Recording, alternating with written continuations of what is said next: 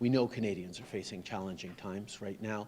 People are squeezed between the cost of groceries and rents and all the challenges they're facing. That's why we've continued to step up with concrete ways to support Canadians, whether it's the range of measures from bringing childcare fees down to investing in more money through the climate action incentive, through the child care, the Canada Child Benefit, or the support we're bringing to families with greater dental care as it rolls out for seniors right now. We're there to support people through these tough times with real programs and real work that's delivering for them. We've announced in a couple of weeks we'll hold a national summit on auto theft to go at one of the challenges that's facing Canadians in far too many cities across the country. But we're also spending time this week leaning in on a number of big issues.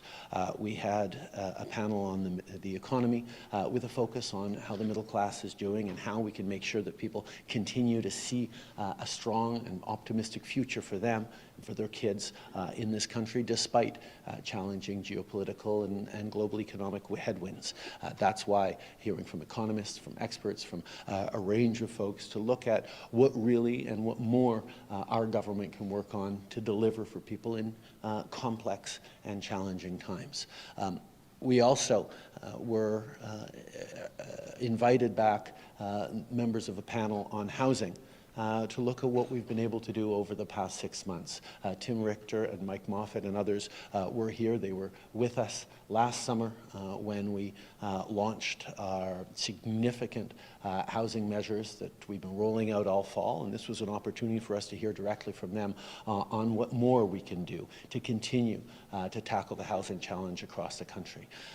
Au niveau du logement, on a pris des actions pour les plus ambitieuses pour contrer la crise du logement depuis des générations au Canada. C'est pour ça qu'on était très contente de pouvoir accueillir la mairesse Valérie Plante, non seulement pour parler de Montréal, mais pour parler au nom du caucus des grandes villes de la Fédération canadienne des municipalités, pour vraiment voir comment le gouvernement fédéral peut continuer d'être un bon partenaire à tous les paliers de gouvernement, particulièrement pour lutter pour les plus vulnérables, contrer l'itinérance et continuer d'investir dans un avenir dans nos villes et à travers notre pays où les gens peuvent voir un avenir optimiste. We've also talked a lot about the American elections coming up. Canada-U.S. relations are fundamental for the prosperity, well-being of Canadians. We know this is an important election year for the U.S., so we'll be hearing shortly from a panel of experts on Canada-U.S. relations and making sure that we're ready for whatever Americans decide in this coming November. I have asked our Minister of Trade and our Minister of Industry, Mary Ng and François-Philippe Champagne, to lead the Team Canada approach, working with Ambassador Kirsten Hillman, who's here today for the panel, to pull together, as we did a number of years ago, a Team Canada approach, including businesses, entrepreneurs, organized labor, civil society groups, different orders of government, to make sure that we're ready to continue to benefit as Canadians from a strong relationship with the United States. We know there's always challenges whenever there's an American election, but as we have before, we're going to be ready to deal with whatever gets tossed at us and make sure we're defending Canadians' interests and opportunities in this strong relationship. On va parler aujourd'hui des relations avec les États-Unis et regarder particulièrement ce qu'on doit faire pour préparer pour les élections ce novembre aux États-Unis. Notre ambassadrice Kirsten Hillman va présenter et va animer un groupe d'experts qui vont discuter des différents défis auxquels on pourrait faire face. On annonce aujourd'hui qu'on crée un groupe de travail avec le ministre François-Philippe Champagne et la ministre Mary Ng, nos ministres d'Industrie et de Commerce international, pour gérer l'approche Équipe Canada qu'on a utilisée il y a plusieurs années pour s'assurer que les gens d'affaires, les syndicats, des experts, des différents groupes de société civile et les Canadiens soient bien représentés à tous les paliers de gouvernement pour avoir une approche cohérente, pour bien travailler avec nos partenaires américains, quelles que soient leurs décisions cet automne. We know we're in challenging times right now in the world, and that's why it's so important that we have a government that continues to roll up its sleeves and take responsible, serious, steady decisions as we're there to support Canadians now and to build a strong and prosperous future. We know the Conservative Party continues to offer only insults and attacks on one side and cuts to programs that Canadians rely on the other side. That's not what Canadians need. Canadians need a government with a plan, with the capacity and the ability to continue to deliver even in these complex, challenging times, and that's exactly what we're doing. 2024 is going to continue to be a challenging year, but we're also going to see a number of bright spots as we come through the challenges of the past few years, and Canada positions itself with all the advantages we have to lead the way on many, many different fronts at a time where the world is facing real issues and difficulties as well.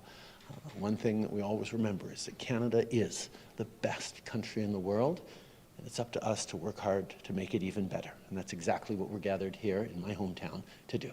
Merci beaucoup tout le monde. Thank you, Prime Minister. We'll now begin the question period. One question each. First one goes to Louis Blouin.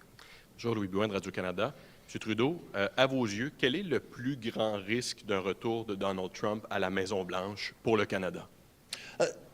Je pense que le Canada profite énormément d'une relation stable avec les États-Unis. Quel que soit le gouvernement ou l'administration qui se fait élire au fil des années, de savoir avoir de bonnes relations, de savoir démontrer que l'intérêt américain, c'est d'avoir de bonnes relations avec l'économie, une bonne intégration avec l'économie canadienne.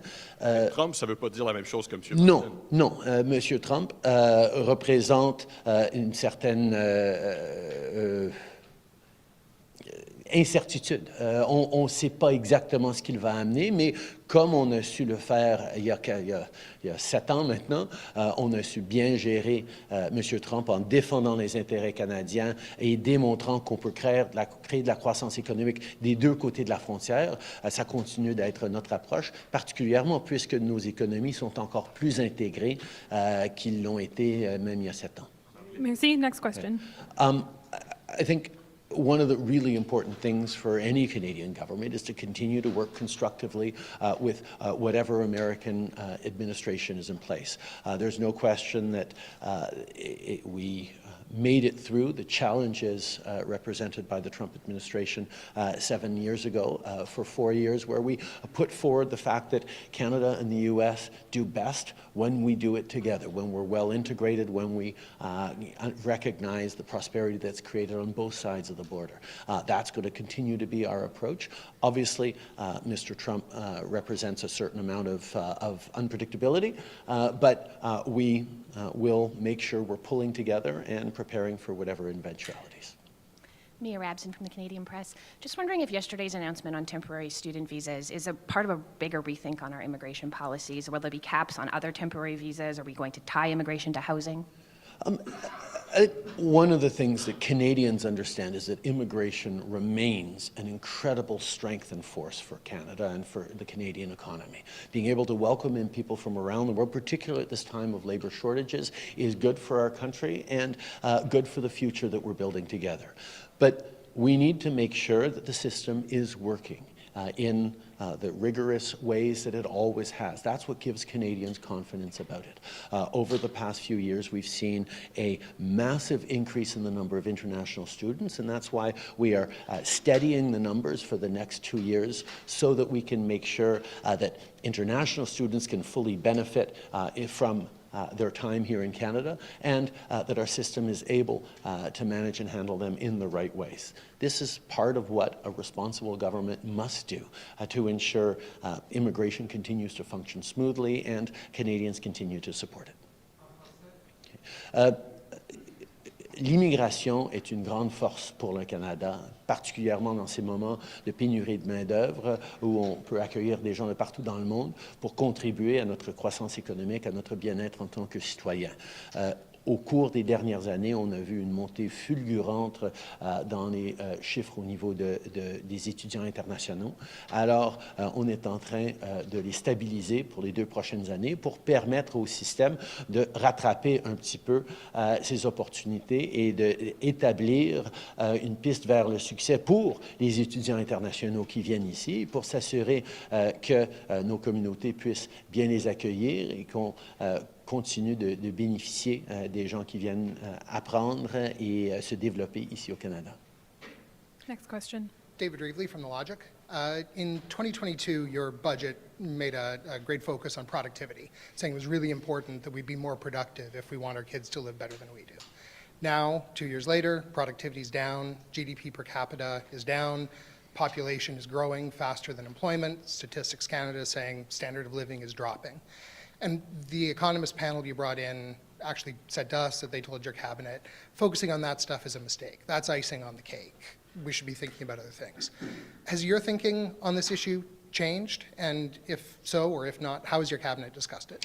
Every prime minister for the past 30 years has been challenged with the issue of productivity, and we, like all others, continue to work on making sure that the Canadian economy is delivering the best possible jobs and the best possible growth for everyone. That's why we've put forward a strong and ambitious industrial strategy that's focused on preparing for the net zero world we're getting into. As we see investments by companies like Northvolt or Volkswagen or Stellantis or Ewan Moly or Dow Chemicals in Alberta, we're seeing the world taking an interest in what Canada's doing and what they can do in Canada. That's why last year, in the first half of last year, Canada was number 3 in the world for foreign direct investment.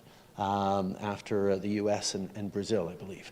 The fact is, what we're doing here in Canada to build strong, prosperous jobs and careers for the future is making a difference. And right now, even as Canadians are squeezed by cost of living pressures, by rents, by geopolitical pressures, we're building the basis of a strong country for decades to come with good jobs, with opportunities, and with solutions that the world's going to need. Part of that is going to be increasing our productivity in smart and thoughtful ways, but it all goes together in the vision we're building for a better future for Canadians. Next question. Raymond Filion de TVA, bonjour. En quoi êtes-vous la meilleure personne pour gérer un éventuel retour de Donald Trump à la Maison-Blanche? Parce que les Canadiens vont voter et devront prendre une décision si M. Trump est réélu, à savoir qui est la meilleure personne. Pourquoi ce serait vous? Tout d'abord, l'élection canadienne va être dans 2 ans et on va savoir au mois de novembre qui sera le prochain président américain. Mais je vais rappeler aux gens que pendant les défis réels auxquels on a fait face pendant la première présidence de M. Trump, que ce soit ses attaques sur la gestion de l'offre et notre système d'appuyer les fermiers à travers le pays au Canada, que ce soit ses attaques sur les travailleurs en acier, en aluminium, que ce soit son désir de complètement déchirer et d'enlever l'accord de libre-échange avec les États-Unis et le Mexique, on a su tenir fort, on a su renégocier l'ALENA pour être encore mieux pour les Canadiens, mieux pour protéger nos industries culturelles, mieux pour protéger notre gestion de l'offre, mieux pour créer de la croissance long terme dans notre secteur automobile qu'on est en train de transformer maintenant pour être plus électrique. On a su gérer ces situations très difficiles en restant ancré dans la croissance économique partagée entre nos 2 pays. C'est sûr qu'il n'y a aucun président américain qui est facile pour un premier ministre canadien. C'est toujours une relation complexe où les intérêts des Américains prennent beaucoup de place dans la discussion. Mais au cours de nos relations maintenant, mes relations avec 3 différents présidents américains, j'ai su démontrer que nous avons la capacité de s'entendre, de travailler, de défendre les intérêts des Canadiens et nos valeurs en même temps, tout en créant de la croissance économique qui bénéficie à tout le monde. Next question. Bonjour, Sandrine Vieira du journal Le Devoir. Monsieur Trudeau, lors de la dernière retraite de votre cabinet l'été dernier, vous disiez que le logement et le coût de la vie étaient la priorité numéro 1. Vous avez fait des annonces en logement depuis, et là, vous terminez une autre retraite qui a porté sur ces mêmes enjeux. Mais malgré tout, les taux hypothécaires actuels sont inabordables pour plusieurs Canadiens, les mises en chantier ont reculé dans plusieurs grandes villes et le nombre de demandeurs d'asile a explosé. Donc, concrètement, comment comptez-vous changer votre stratégie si vous espérez obtenir des résultats différents? Au contraire, on continue de faire le travail. Ce qu'on a vu au cours des 6 derniers mois depuis cette rencontre du cabinet, ça a été des investissements et des annonces massives à travers le pays pour créer plus de logements au cours des prochaines années. On a su être là pour aider les Canadiens avec des soins dentaires, avec des réductions pour les frais de garderie. On a pu continuer de travailler pour créer de la croissance et pour s'assurer qu'on a des bons emplois, pas seulement pour les années à venir, mais pour des décennies à venir. C'est comme ça qu'on va bâtir une économie forte. Je comprends qu'il reste encore beaucoup de travail à faire et c'est exactement ce qu'on est en train de faire. Alors, cette rencontre du cabinet a été vraiment l'occasion de continuer à faire le travail nécessaire de façon sérieuse et responsable pour livrer pour les Canadiens pendant ces moments de difficultés et de défis. Next question. Morning, Prime Minister. Justin Ling, freelance. Picking up on that question, since you came into office, you pledged to build an extraordinary amount of new social housing, public housing. You promised to close the infrastructure gap. But over the years, billions of dollars was left unspent, funding was lapsed, the number of homes you actually built is relatively small compared to the need. Did you have a delivery problem? And if so, how do you fix that? Do you still have that problem today? What measures are you taking to fix that? Well, we put in place a national housing strategy in 2017 that delivered millions for millions of Canadians as we move forward, moved forward into difficult years.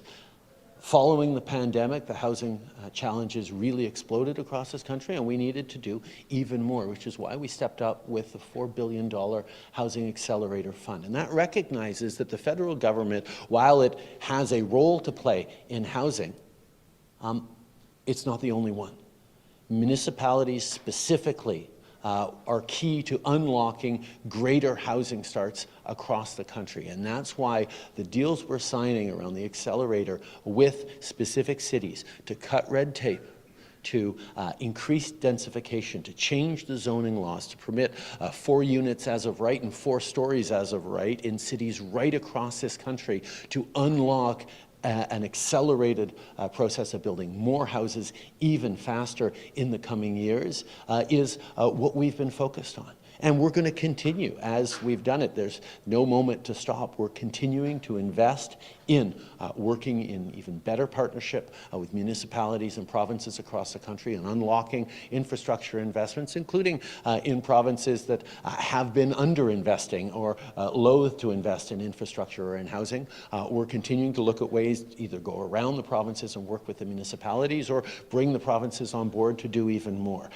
This is a time where orders of government need to continue to work together, and that's exactly what we've demonstrated. Across party lines, an ability to deliver for Canadians is the only way we're going to be moving forward. Next Good morning, question. Marika Walsh with the Globe and Mail. You just laid out the tough economic times that Canadians are facing. You say you're seized with the issue. Did you consider that backdrop when you decided to take an $80,000 free vacation? As many Canadians did, I stayed with friends over the holidays. Many Canadians don't have access to a $90,000 free vacation. So can you just explain a bit more the thinking as to why you take these vacations and how you think Canadians receive them? Like many Canadians did, I stayed with family friends over the holidays. Next question. Alex Mallingal, Toronto Star.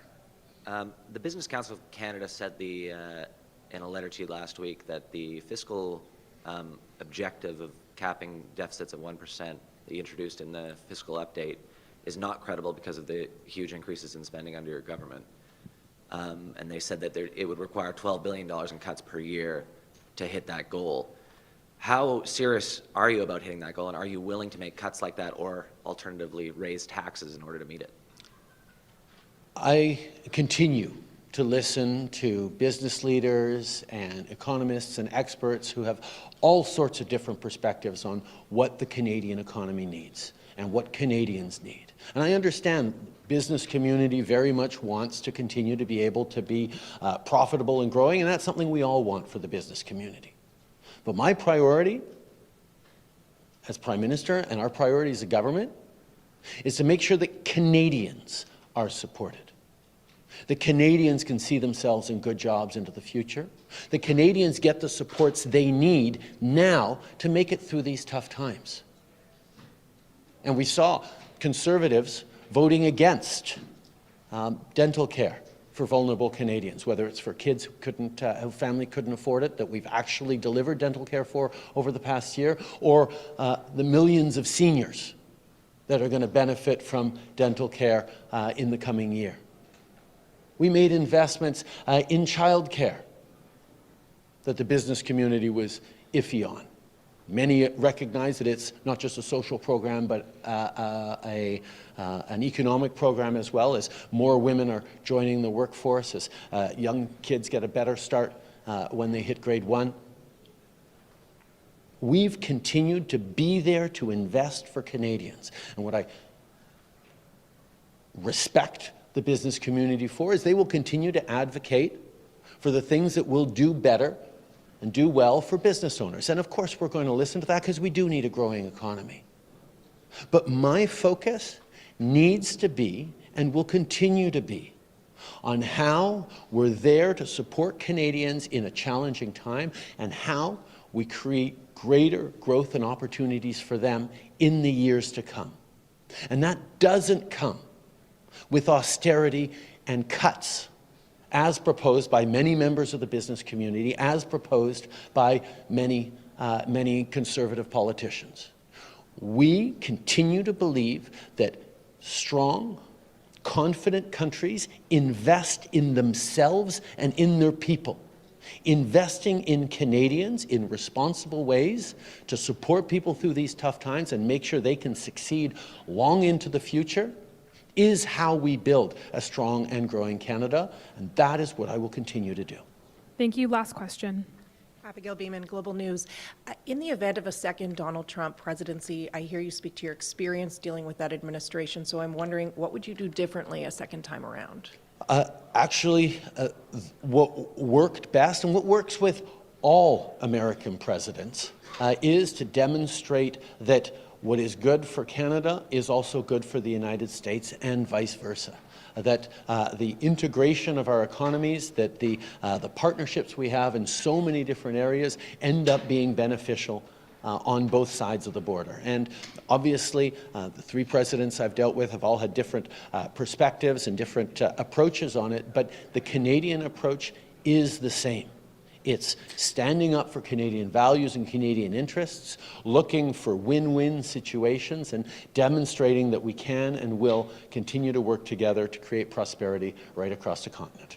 Thank you. That concludes. La réalité, c'est que on a toujours eu une approche consistante avec les trois différents présidents américains auxquels on a fait face en tant que gouvernement, de démontrer l'intérêt et les valeurs des Canadiens, de défendre nos emplois, mais aussi de démontrer qu'on sait que l'intégration entre l'économie canadienne et américaine est bonne des deux côtés de la frontière, que de travailler ensemble sur les grands enjeux à travers le monde va bénéficier à des emplois aux États-Unis et au Canada et créer de la prospérité pour nous tous. That Merci concludes beaucoup tout le today's monde. press conference. Thank you.